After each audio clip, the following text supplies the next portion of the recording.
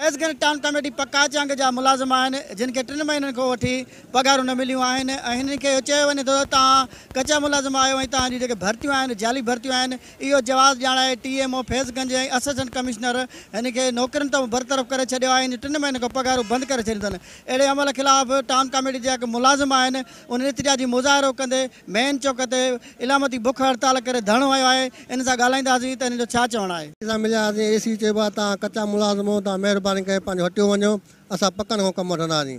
जेके काटनियूं पाए घुमनि था उन्हनि खां कमु वठंदासीं, उहे कमु कनि कोन था, उहे असां खां कमु वठनि था, असांखे पघारूं कोन मिलनि। असां बुख ते वेठा आहियूं, असांजा बच्चा पंहिंजा तंग था कनि त असांखे सौदो बाणी आड़े जो असांखे खंदे वारो सौदो कोन थो ॾिए। सभु को चए थो पघार असांखे ॾियो त पैसा ॾियो त असां तव्हांखे सौदो ॾियूं, अॻिते नई तव्हांजी कारपत थिए। असां महिरबानी करे असां तंग थी पिया आहियूं, असां पंहिंजो ख़ुदकुशी कंदासीं, असांखे महिरबानी करे पघार ॾिनी वञे। पघार ॾिनी कोन थी वञे, असांखे डटा सटा ॾींदा था वञनि, अॼु था ॾियूं सुभाणे था ॾियूं, पघार ॾियनि कोन था।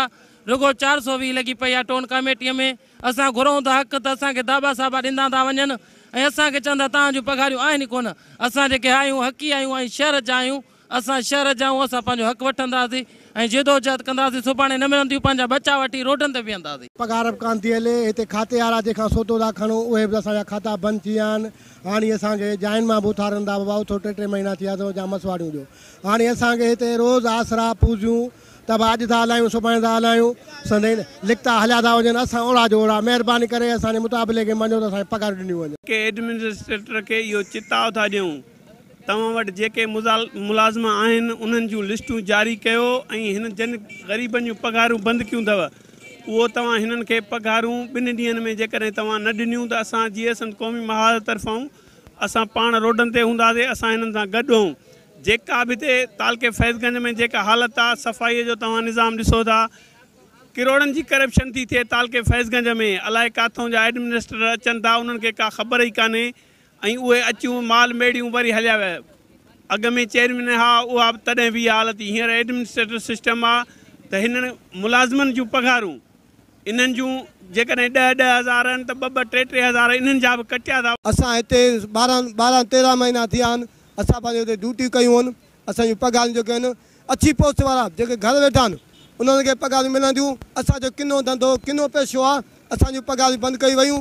भई टोन ऑफिसर रुॻो आसरा थो ॾे, कॾहिं क्लार्क आसरा था ॾियनि, कॾहिं AC साहब आसरो थो ॾे। भई उहो AC साहब हले वियो, भई न आया उन चयो बाबा कचा माल मां कोन रखंदुमि, जेके पका माल बस दुकानदार सौदो बंदि करे छॾियो आहे। असांजा बच्चा बुखरा मरनि असां काॾे वञूं। टाउन कमेटी पक्का चंग जे मुलाज़िमनि जूं ॻाल्हियूं ॿुधियूं जेके एतिरी मुज़ाहिरो करण खां पोइ हिते मेन चौक ते बुख हड़ताल लई कैंप क़ाइमु करे बुख हड़ताल शुरू करे छॾी आहिनि। हिन चवणु आहे त टाउन इंतिज़ामिया एडमिनिस्ट्रेटर तोणी टाउन ऑफिसर जेको आहे असांखे पघार ॾियण लाइ तयारु न आहे। 3 महीना थी विया आहिनि, असांखे पघारूं न मिलियूं आहिनि। हाणे दुकानदार बि असांखे सामान नथा ॾियनि, बच्चा बुख ते आहिनि, फाका कशी कटण ते मजबूर थी विया आहियूं। हिन लाॻापियल इख़्तियारनि खां इंतिज़ामिया खां मुतालबो कंदे घुर कई आहे त असांखे 3 महीननि जूं पघारूं ॾेई फाका कशी बचाए वञे। ॿी सूरत में पंहिंजा बच्चनि समेत मेन चौक ते एहतिजाजी मुज़ाहिरो करे बुख हड़ताल कंदासीं। कैमरामैन सां गॾु रियाज़ सोलंकी, टाइम न्यूज़ फैज़गंज।